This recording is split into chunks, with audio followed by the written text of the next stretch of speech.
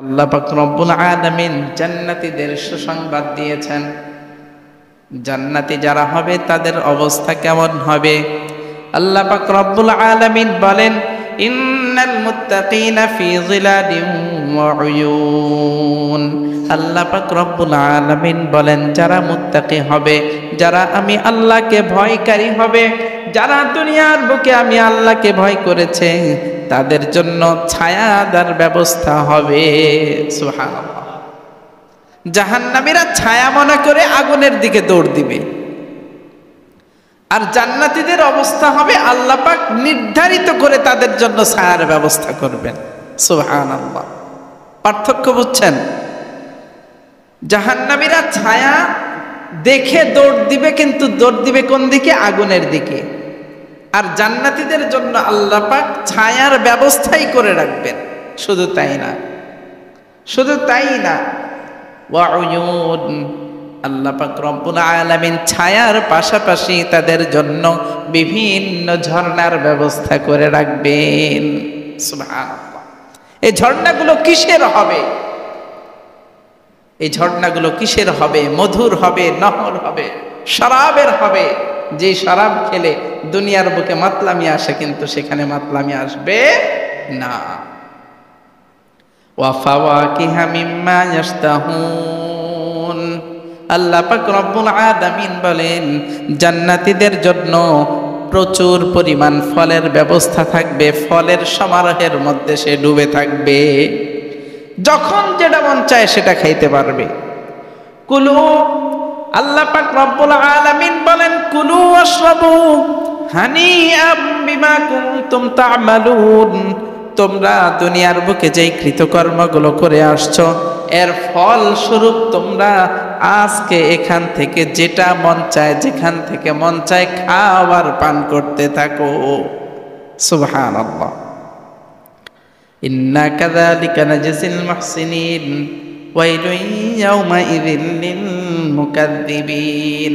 আল্লাহ পাক রব্বুল আলামিন বলেন, ইন্না কাযালিকা নাজজিল মুহসিনিন। আমি আল্লাহকে ভয় করে, যারা সৎ পথে চলে, যারা হকের রাস্তায় থাকে, আমি আল্লাহ মুহসিনিনদের সাথে এমন আচরণই করে থাকি। সুবহানাল্লাহ। যারা মুহসিন, আমি তাদের সাথে এই রকম আচরণই করি।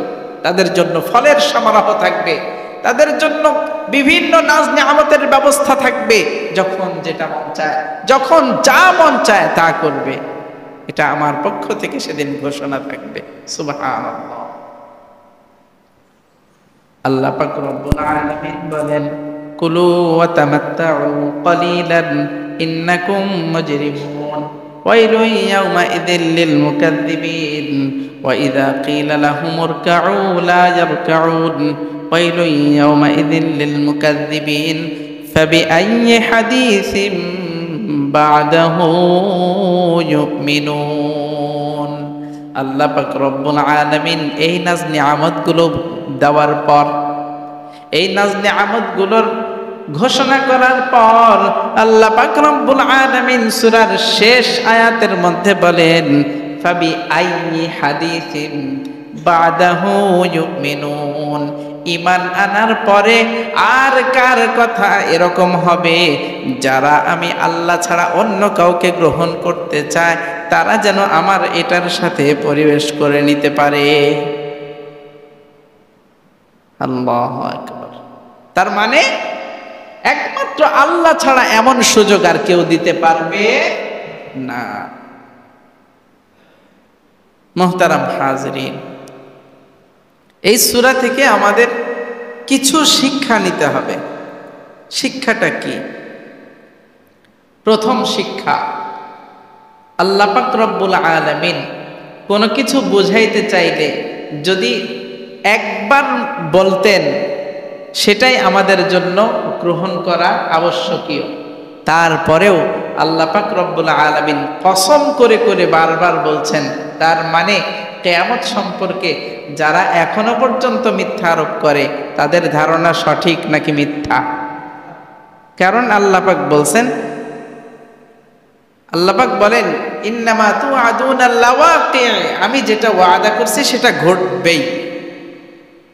কিন্তু কিয়ামত সম্পর্কে অস্বীকার করে এমন মানুষ এখনো আছে না নাই?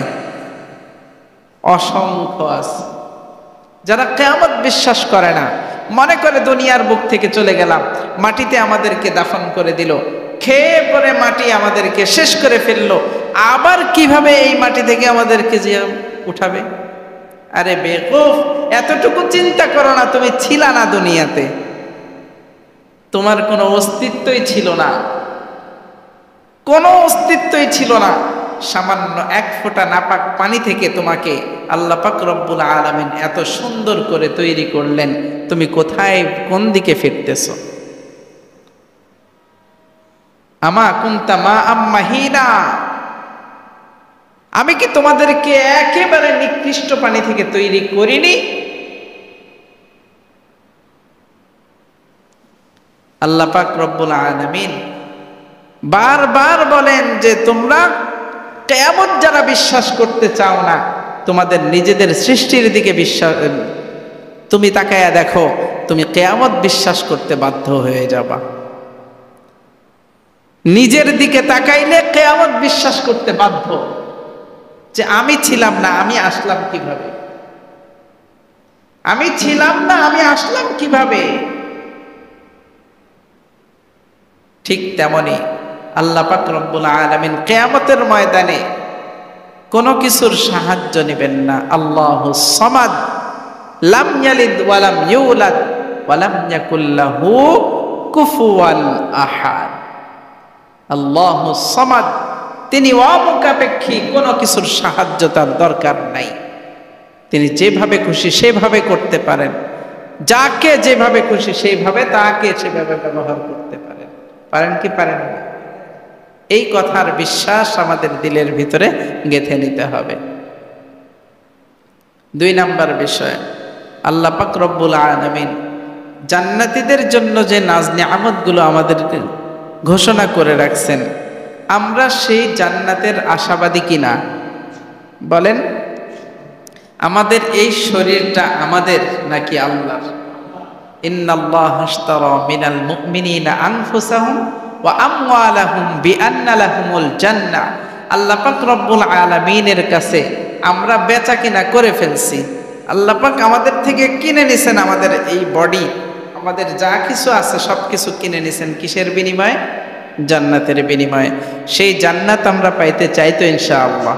তাহলে জান্নাত পাওয়ার রাস্তাগুলো আমরা খুঁজে খুঁজে বের করে সেই রাস্তা অবলম্বন করে আমাদের ভবিষ্যৎ জীবন, আমাদের পরকালীন জীবন সুন্দর করার তৌফিক আল্লাহ পাক আমাদেরকে দান করেন। ওয়া আখিরু দাওয়ানা আনিল হামদুলিল্লাহি রাব্বিল আলামিন। আসসালামু আলাইকুম ওয়া রাহমাতুল্লাহ।